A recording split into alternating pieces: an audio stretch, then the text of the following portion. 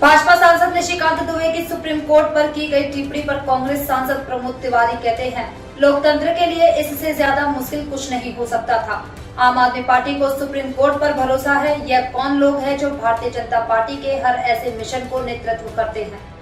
पहले विधानसभा या लोकसभा में विपक्ष के नेताओं को बोलने नहीं दिया जाता था और विपक्षी सांसदों को लोकसभा और राज्यसभा से निलंबित कर दिया जाता था और कानून पारित किए जाते थे। अब न्यायपालिका के साथ गुंडागर्दी की तरह व्यवहार किया जा रहा है। यह शालीनता की सारी हदें तोड़ता है और दिखाता है कि भारतीय जनता पार्टी का लोकतंत्र में भरोसा नहीं है। लोकतंत्र के लिए इससे ज्यादा काला दिन कुछ नहीं हो सकता था।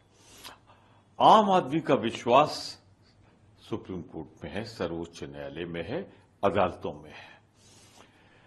ये दो लोग कौन हैं जो भारतीय जनता पार्टी के हर ऐसे मिशन में लीड करते हैं। लोकतंत्र चार पायों पर टिका है, जिसमें दो सबसे महत्वपूर्ण है, विधायिका जिसमें लोकसभा, विधानसभा, और न्यायपालिका जिसमें सुप्रीम कोर्ट से लेकर नीचे तक अदालतें हैं।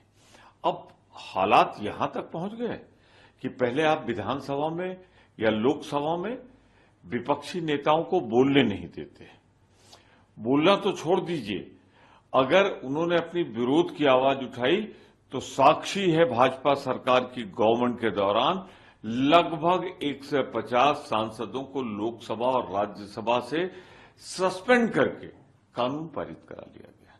अब बची न्यायपालिका, और न्यायपालिका के साथ दादागिरी, जिस भाषा का इस्तेमाल हुआ है, यह शालीनता की सारी सीमाएं तोड़कर यह दर्शाती है कि भारतीय जनता पार्टी का विश्वास लोकतंत्र में नहीं रहा। चुनाव के पहले यह कोशिश से कहा था हम अंबेडकर का संविधान बदल देंगे, भारत का संविधान बदल देंगे, वो नहीं कर पाए।